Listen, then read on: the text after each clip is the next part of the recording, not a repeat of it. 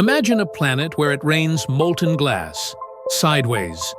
Meet HD 189733b, a deadly gas giant 63 light-years away.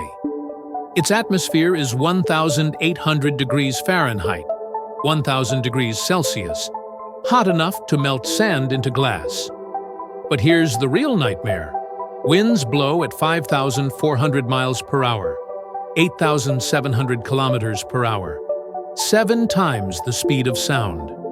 This means that blazing hot glass shards are flying through the air at deadly speeds, turning the planet into a storm of liquid fire and razors.